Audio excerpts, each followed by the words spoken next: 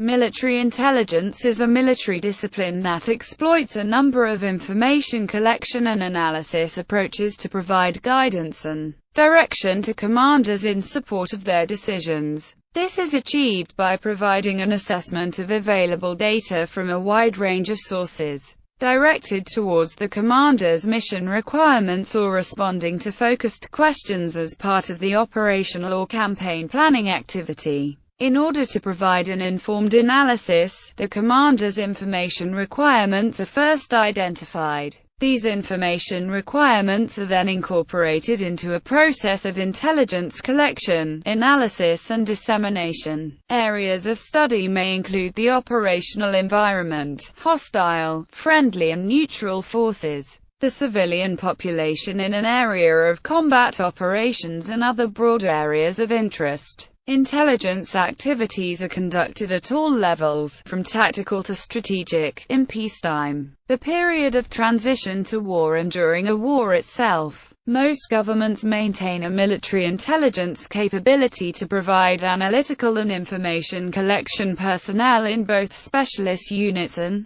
from other arms and services. The military intelligence capabilities interact with civilian intelligence capabilities to inform the spectrum of political and military activities. Levels of intelligence. Intelligence operations are carried out throughout the hierarchy of political and military activity. Strategic intelligence. Strategic intelligence is concerned with broad issues such as economics, political assessments, military capabilities and intentions of foreign nations. Such intelligence may be scientific, technical, tactical, diplomatic or sociological, but these changes are analyzed in combination with known facts about the area in question, such as geography, demographics and industrial capacities. Operational intelligence. Operational intelligence is focused on support or denial of intelligence at operational tiers. Operational tier is below the strategic level of leadership and refers to the design of practical manifestation. Tactical intelligence. Tactical intelligence is focused on support to operations at the tactical level and would be attached to the battle group.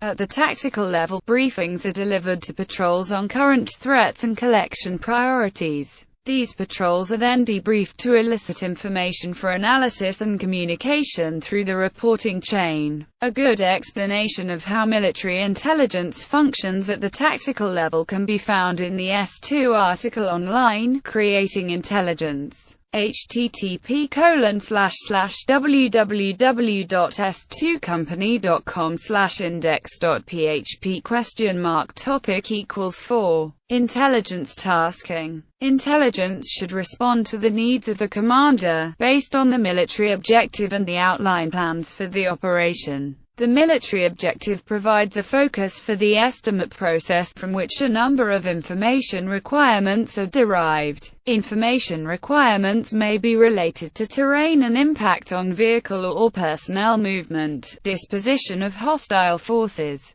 sentiments of the local population and capabilities of the hostile order of battle. In response to the information requirements, the analysis staff trawls existing information, identifying gaps in the available knowledge. Where gaps in knowledge exist, the staff may be able to task collection assets to collect against the requirement. Analysis reports draw on all available sources of information, whether drawn from existing material or collected in response to the requirement. The analysis reports are used to inform the remaining planning staff, influencing planning and seeking to predict adversary intent. This process is described as collection coordination and intelligence requirement management. The intelligence process. The process of intelligence has 4 phases: collection, analysis, processing and dissemination. In the United Kingdom these are known as direction, collection, processing and dissemination. In the U.S. military, joint publication 2-0 states, the 6 categories of intelligence operations are planning and direction, collection, processing and exploitation, analysis and production, dissemination and integration, and evaluation and feedback. Collection. Many of the most important facts are well known or may be gathered from public sources.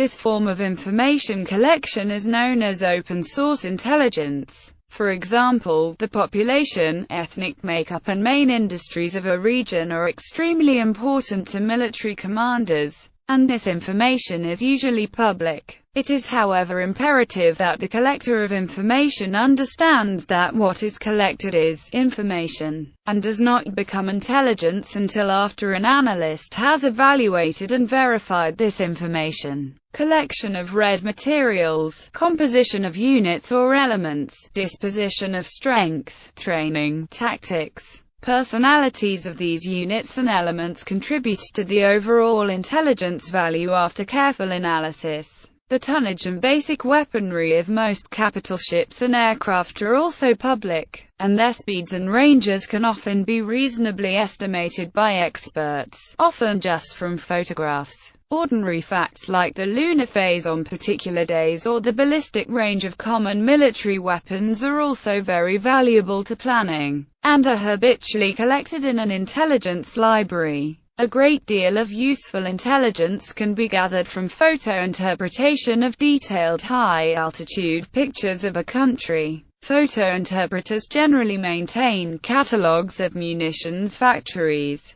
military bases and crate designs in order to interpret munition shipments and inventories. Most intelligence services maintain or support groups whose only purpose is to keep maps. Since maps also have valuable civilian uses, these agencies are often publicly associated or identified as other parts of the government. Some historic counterintelligence services, especially in Russia and China, have intentionally banned or placed disinformation in public maps. Good intelligence can identify this disinformation. It is commonplace for the intelligence services of large countries to read every published journal of the nations in which it is interested, and the main newspapers and journals of every nation. This is a basic source of intelligence. It is also common for diplomatic and journalistic personnel to have a secondary goal of collecting military intelligence. For Western democracies, it is extremely rare for journalists to be paid by an official intelligence service,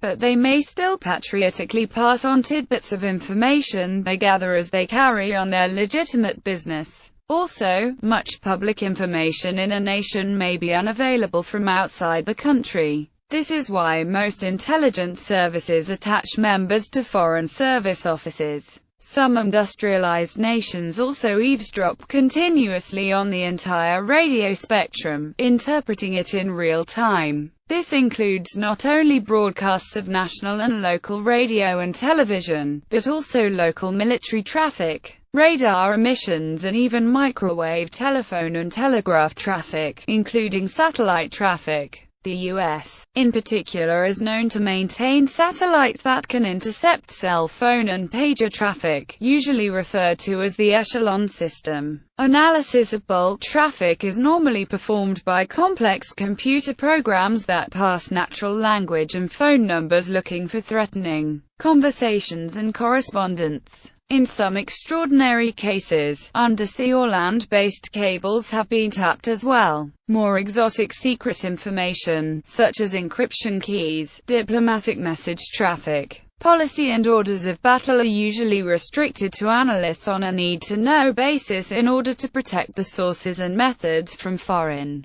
traffic analysis. Analysis consists of assessment of an adversary's capabilities and vulnerabilities. In a real sense, these are threats and opportunities. Analysts generally look for the least defended or most fragile resource that is necessary for important military capabilities. These are then flagged as critical vulnerabilities. For example, in modern mechanized warfare, the logistic train for a military unit's fuel supply is often the most vulnerable part of a nation's order of battle. Human intelligence, gathered by spies, is usually carefully tested against unrelated sources. It is notoriously prone to inaccuracy. In some cases, sources will just make up imaginative stories for pay, or they may try to settle grudges by identifying personal enemies as enemies of the state that is paying for the intelligence. However, human intelligence is often the only form of intelligence that provides information about an opponent's intentions and rationales, and it is therefore often uniquely valuable to successful negotiation of diplomatic solutions. In some intelligence organizations, analysis follows a procedure. First, general media and sources are screened to locate items or groups of interest, and then their location, capabilities,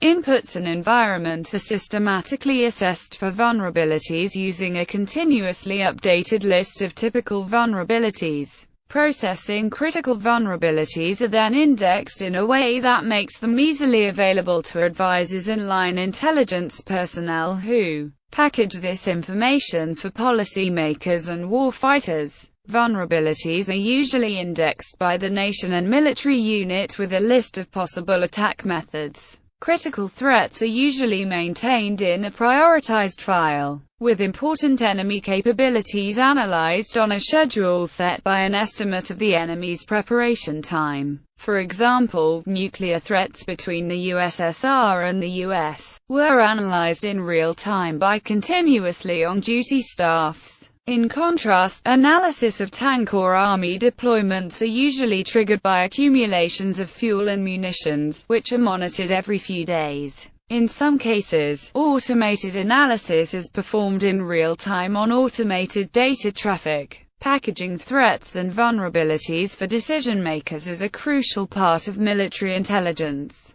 A good intelligence officer will stay very close to the policymaker or warfighter to anticipate their information requirements and tailor the information needed. A good intelligence officer will also ask a fairly large number of questions in order to help anticipate needs. For an important policymaker, the intelligence officer will have a staff to which research projects can be assigned. Developing a plan of attack is not the responsibility of intelligence, though it helps an analyst to know the capabilities of common types of military units. Generally, policymakers are presented with a list of threats and opportunities. They approve some basic action, and then professional military personnel plan the detailed act and carry it out.